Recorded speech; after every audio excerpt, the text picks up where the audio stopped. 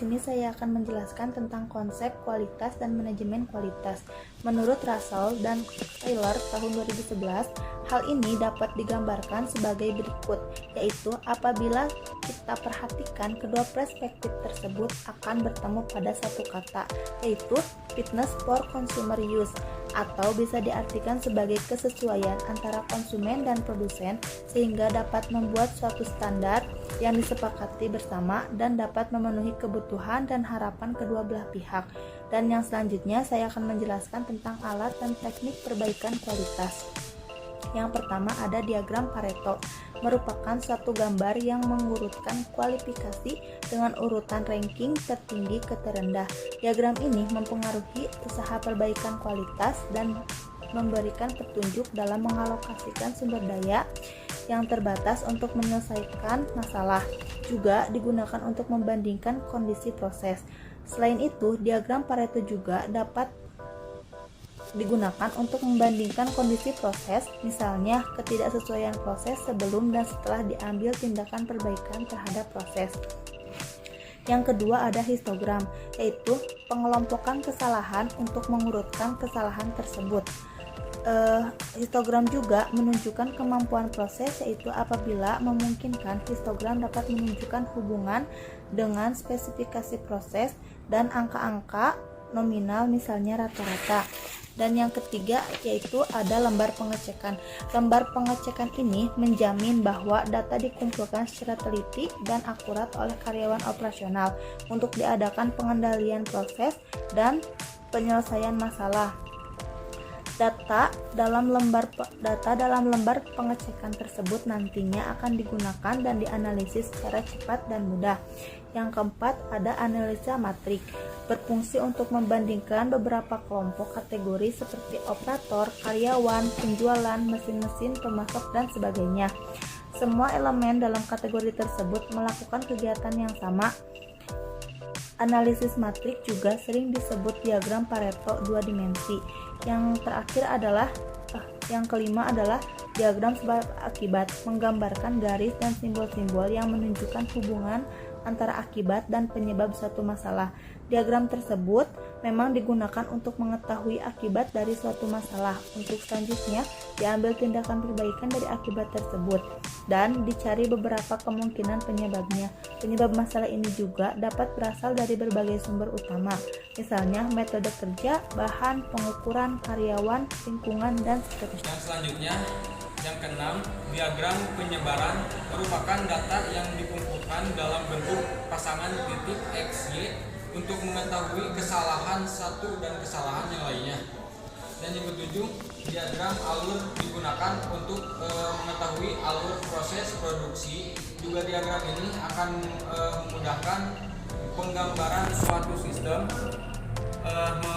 mengidentifikasikan masalah dan tindakan pengendalian.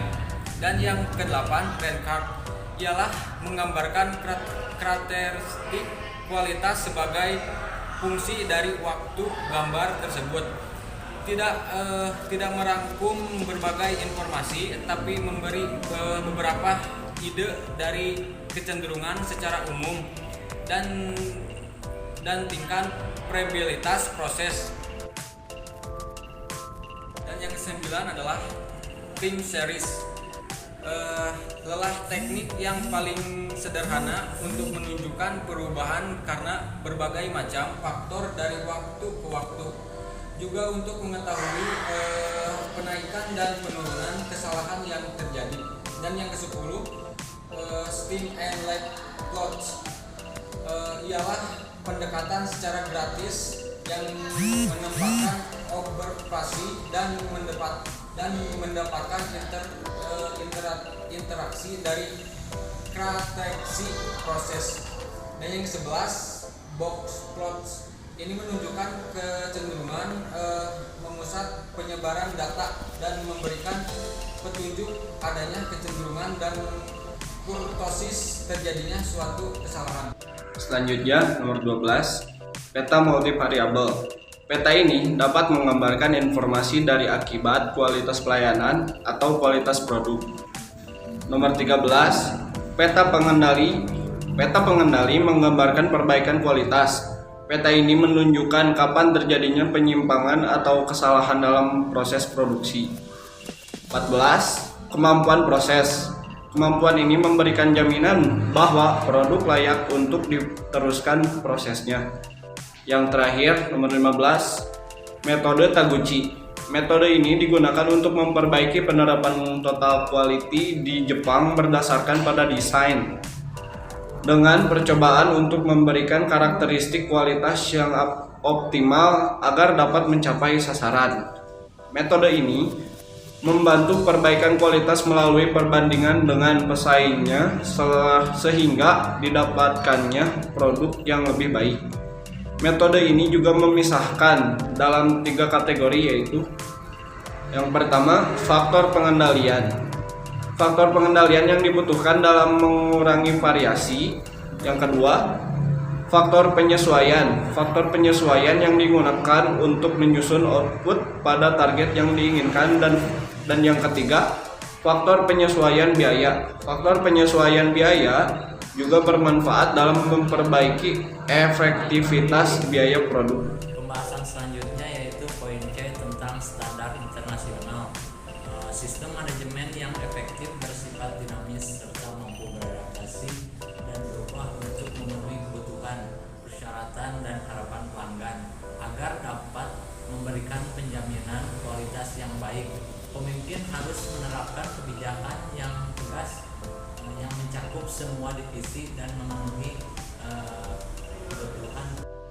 Salah satu standar kualitas yang dikenal di dunia ialah ISO 9000 yang dapat mempromosikan arus pertukaran barang dan jasa internasional melalui pengembangan standarisasi, juga meningkatkan kualitas dengan memberi panduan pada organisasi dengan kriteria yang dapat mereka pergunakan untuk menetapkan dan mengukur tingkat kualitas. ISO 9000 sendiri memiliki 4 bagian. Yang pertama, ISO 9001, model untuk penjamin kualitas dalam perancangan, produksi, instalasi, dan pelayanan jasa. Yang kedua, ISO 9002, model untuk menjamin kualitas produksi dan instalasi. ISO 9003, model untuk menjamin kualitas inspeksi akhir dan pengujian. Dan yang terakhir, ISO 9004, model untuk memandu dalam teknis administratif dan sumber daya manusia yang mempengaruhi kualitas. Sekarang kita akan masuk ke bagian D, yaitu Total Quality Management atau TQM.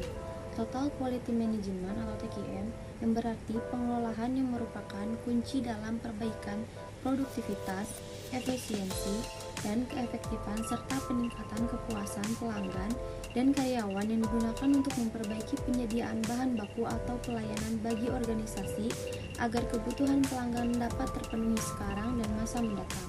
Dan terdapat 3 pantangan dalam TQM, yaitu menerima, memproses, dan menyerahkan produk cacat.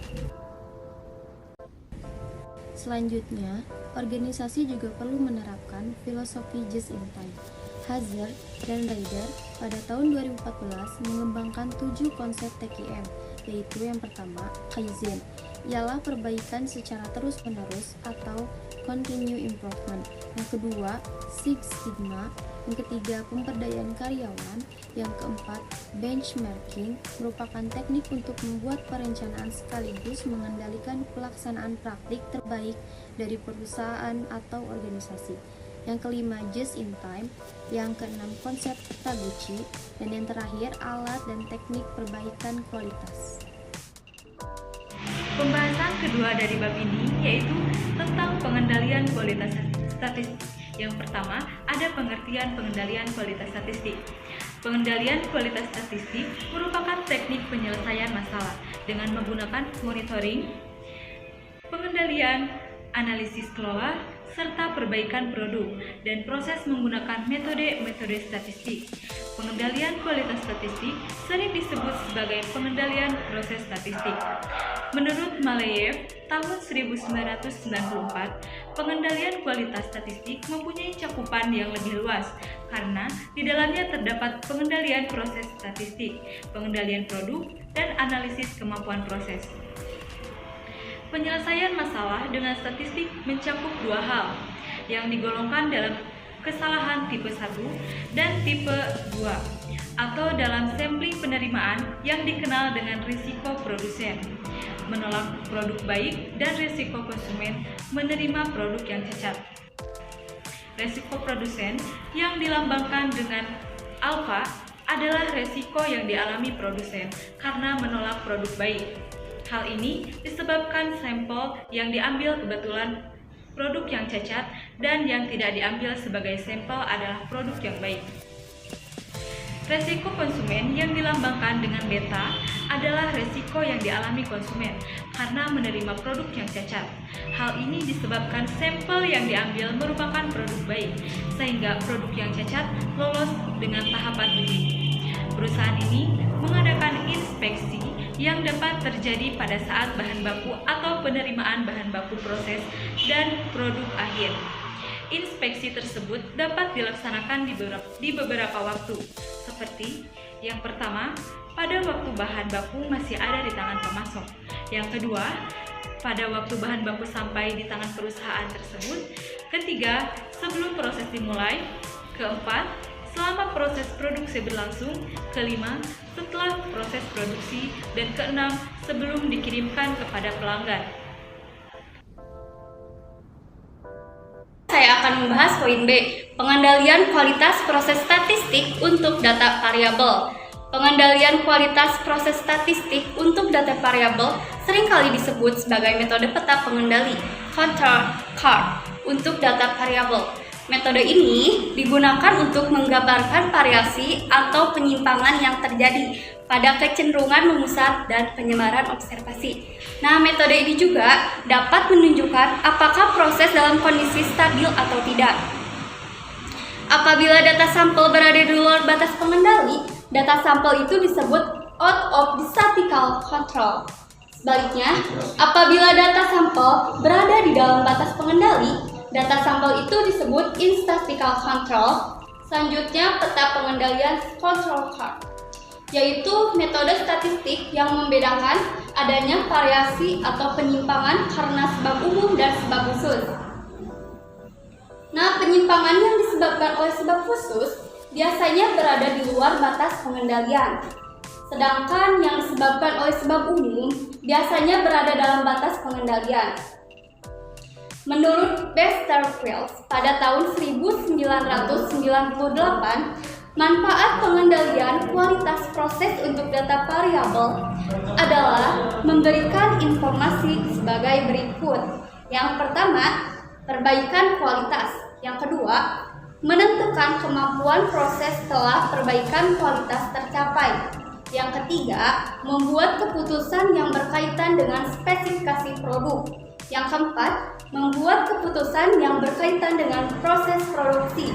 Nah, yang terakhir, yang kelima, membuat keputusan terbaru berkaitan dengan produk yang dihasilkan. Selanjutnya, peta pengendali rata-rata, mean chart, dan juga jarak atau range chart. Peta pengendali rata-rata dan jarak merupakan dua peta pengendali yang saling membantu dalam mengambil keputusan mengenai kualitas proses. Peta pengendali rata-rata atau mean chart merupakan peta pengendali yang digunakan untuk melihat apakah proses masih berada dalam batas pengendalian atau tidak. Sedangkan peta pengendali jarak atau range digunakan untuk mengetahui tingkat keakurasian atau ketepatan proses yang diukur dengan mencari range dari sampel yang diambil dalam sebuah observasi. Dari kualitas proses statistik untuk data atribut. Atribut dalam pengendalian kualitas menunjukkan karakteristik kualitas sesuai dengan spesifikasi atau tidak. Menurut Westerveld, pada tahun 1998, atribut digunakan apabila ada pengukuran yang tidak memungkinkan untuk dilakukan. Misalnya ada goresan, kesalahan warna, atau ada bagian yang hilang. Selain itu, atribut digunakan apabila pengukuran dapat dibuat, tetapi tidak dibuat karena adanya alasan waktu, biaya, atau kebutuhan. Peta pengendali kualitas proses statistik untuk data atribut dapat digunakan pada sebuah tindakan baik dalam organisasi, perusahaan, departemen, pusat-pusat kerja, dan juga mesin-mesin. Selain itu, peta pengendali kualitas proses untuk data atribut juga dapat mengidentifikasi akar dari permasalahan baik pada tingkat umum ataupun pada tingkat yang lebih mendetail. Selanjutnya, 1. Peta pengendali proporsi kesalahan, P-chart. dan banyaknya kesalahan in-V chart dalam sampel peta pengendali proporsi kesalahan P-chart dan banyaknya kesalahan NV chart digunakan untuk mengetahui apakah cacat produk yang dihasilkan masih dalam batas yang disyaratkan. 2. Peta pengendali untuk kesalahan dalam satu unit produk. Peta pengendali ini digunakan untuk mengadakan pengujian terhadap kualitas proses produksi dengan mengetahui banyaknya kesalahan pada satu unit produk sebagai sampelnya. Bedanya, untuk sampel yang konstan dapat digunakan peta pengendali banyaknya kesalahan dalam satu unit produk yang sama atau peta pengendali C-chart atau peta pengendali U-chart. Oke, selanjutnya kita akan masuk ke dalam pembahasan terakhir di bab ini, yaitu analisis kemampuan proses. Analisis kemampuan proses merupakan suatu tahapan yang harus dilakukan dalam mengadakan pengendalian kualitas proses statistik. Adapun menurut Heiser dan Render pada tahun 2011, definisi analisis kemampuan proses merupakan kemampuan proses untuk memenuhi spesifikasi yang didesain baik menurut para pendesain dari perusahaan maupun permintaan pelanggan. Dalam analisis kemampuan proses, terdapat dua asumsi penting, yaitu proses berada dalam pengendalian kualitas, proses statistik, dan proses tersebut berdistribusi secara normal.